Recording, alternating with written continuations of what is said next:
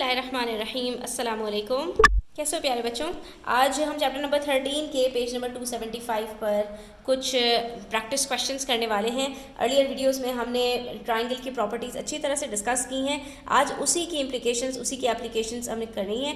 ठीक है, तो वीडियो एंड तक देखिएगा और स्किप मत कीजिएगा। ठीक है, यहाँ पर हमसे कहा जा रहा है find the unknown marked angle in each triangle. यहाँ पर कुछ ट्रायंगल्स हैं और उसके अंदर अननोन एंगल हमें फाइंड आउट करना है। तो ये एंगल हमें नज़र आ रहा है एंगल एम।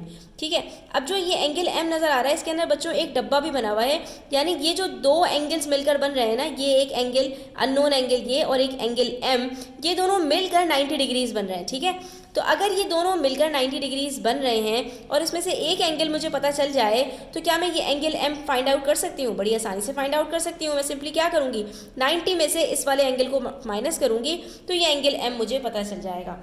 अच्छा, अब यहाँ पर ये वाला एंगल मुझे कैसे पता चल सकता है? तो ये वाला एंगल मुझे ऐसे पता चल सकता है क्योंकि नीचे भी मेरे पास एक डब्बा मौजूद है और वो एक स्ट्रेट लाइन पर है। इसका मतलब है दूसरी तरफ भी डब्बा होगा, क्योंकि 90 और 90 मिलकर 180 डिग्रीज बनते हैं और स्ट्रेट लाइन पर एंगल्स का सम हमेशा 180 डिग्री होता है। तो बड़ी आसानी हो गई बच्चों। यहाँ पर ये अगर हमारे पास राइट एंगल ट्रायंगल है जिसमें एक एंगल 90 डिग्रीज है, तो ये एंगल सिंपल हमारे पास 90 माइनस 60 होगा। ठीक है, 90 माइनस 60 जब हम करते हैं तो हमारे पास आंसर आता है 30 डिग्रीज। इसका मतलब है ये एंगल हमारे पास 30 डिग्रीज है और ये दोनों मिलकर 90 डिग्रीज हैं, तो एंगल एम बराबर हो जाएगा 90 माइनस 30 के, यानी ये हमारे पास एंगल 60 डिग्रीज का हो जाएगा। ठीक है स्टूडेंट्स, तो देखा आपने, हमने सिर्फ दो चीज़ों की मदद से अपने इस अननोन एंगल को फाइंड आउट कर लिया।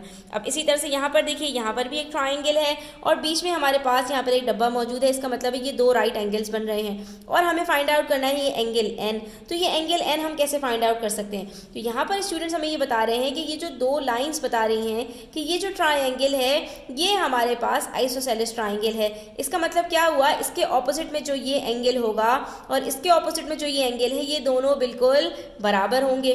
जब ये दोनों बिल्कुल बराबर हैं स्टूडेंट्स, तो ये भी 40 डिग्रीज होगा।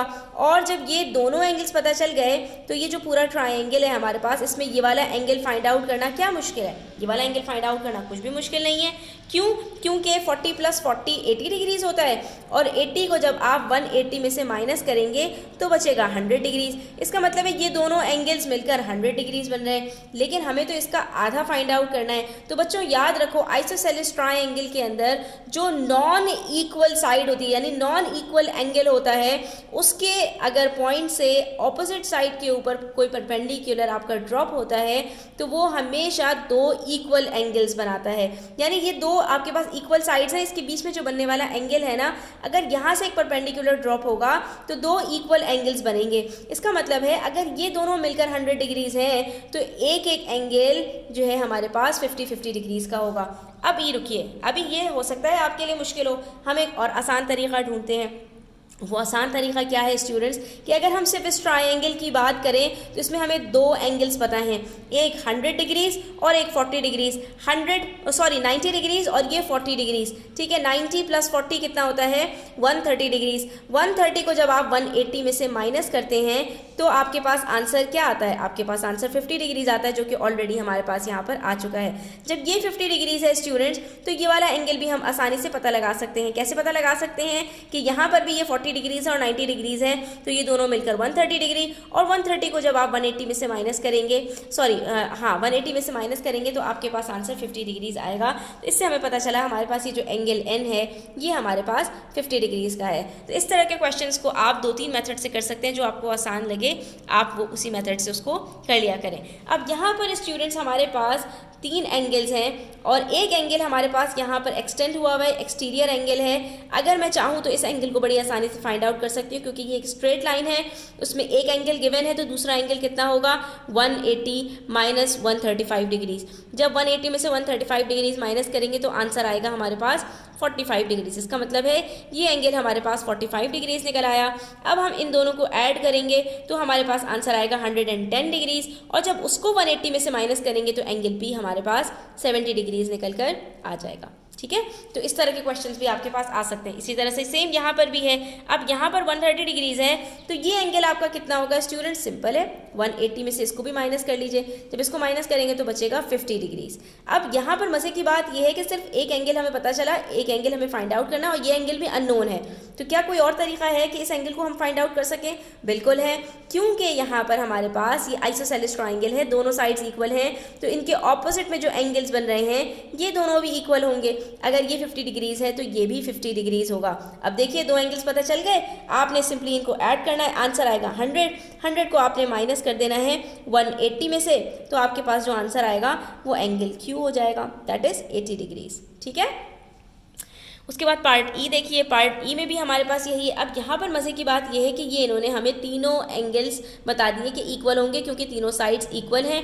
जब तीनों साइड्स इक्वल हैं, तीनों एंगल्स इक्वल हैं, तो ये इक्विलेटरल ट्राइंगल हो गया, और इक्विलेटरल ट्राइंगल के अंदर तीनों एंगल्स हमेशा 60 डिग्रीज के होते हैं। जब ये अंदर वाला एंगल पता चल गया है, स्ट्रेट लाइन के ऊपर दूसरा एंगल पता लगाना कुछ मुश्किल है?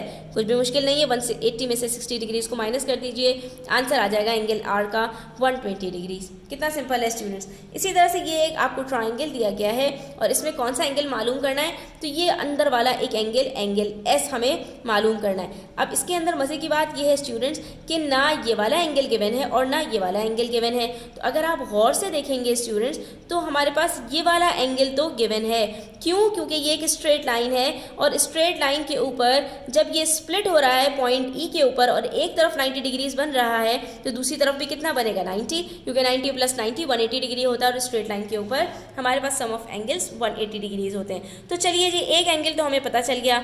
अब ये वाला एंगल क्या पता चल सकता है? तो जी हाँ, ये भी पता चल सकता है, क्योंकि हमें बता रहे हैं कि ये जो लाइन है हमारे पास AD और DC ये दोनों इक्वल हैं। इसका मतलब है इनके ऑपोजिट्स में बनने वाले जो एंगल्स हैं वो भी इक्वल होंगे। इसके ऑपोजिट में हमारे पास ये एंगल बनेगा और इसके ऑपोजिट में हमारे पास ये एंगल बनेगा। और तो और ये हमारे पास आइसोसेलेस नहीं बल्कि हमारे पास स्केलेन ट्राइंगल है। ये देखिए, ये वाली साइड भी हमारे पास यहाँ पर इक्वल है। इसका मतलब है कि जब ये तीनों एंगल्स हमारे पास 60 डिग्रीज के हैं तो ये दोनों जब यहाँ से हमारे पास परपेंडिकुलर ड्रॉप होगा तो कितने डिग्रीज के हो जाएंगे? 30 ईच, क्योंकि ये तीनों साइड्स हमारे पास इक्वल हैं। और जब इक्विलेटरल ट्राइंगल के अंदर मैंने पहले भी बताया था, किसी भी पॉइंट से कोई परपेंडिकुलर ड्रॉप होता है तो वो दो इक्वल एंगल्स के अंदर उसको स्प्लिट कर देता है। तो जब ये दोनों एंगल्स हमें पता चल गए, ये हमारे पास 90 डिग्रीज है तो 90 में से हमने 30 को माइनस करना है और हमारे पास एंगल एस आ जाएगा, दैट इज 60 डिग्रीज। ठीक है स्टूडेंट्स, तो सिर्फ और सिर्फ इसके अंदर आपने 2-3 प्रॉपर्टीज को याद रखना है। एक ये कि sum of angles of a triangle is always equals to 180 degree.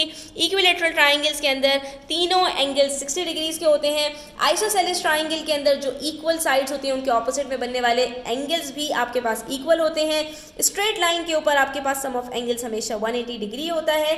अगर ये प्रॉपर्टीज आपने याद रखी स्टूडेंट्स, तो इस तरह का कोई भी क्वेश्चन आपके सामने आए आप इंशाल्लाह उसको बड़ी आसानी से सॉल्व कर सकते हैं। तो अपना बहुत सारा ख्याल रखिएगा। वीडियो अच्छी लगी हो तो लाइक कीजिएगा, प्रैक्टिस करते रहिएगा और अपने फ्रेंड्स के साथ इसको ज़्यादा से ज़्यादा शेयर करते रहिएगा ताकि ज़्यादा से ज़्यादा बच्चे इससे फ़ायदा उठा सकें। अपना बहुत सारा ख्याल रखिएगा, चैनल सब्सक्राइब कर लीजिएगा। अल्लाह हाफिज़।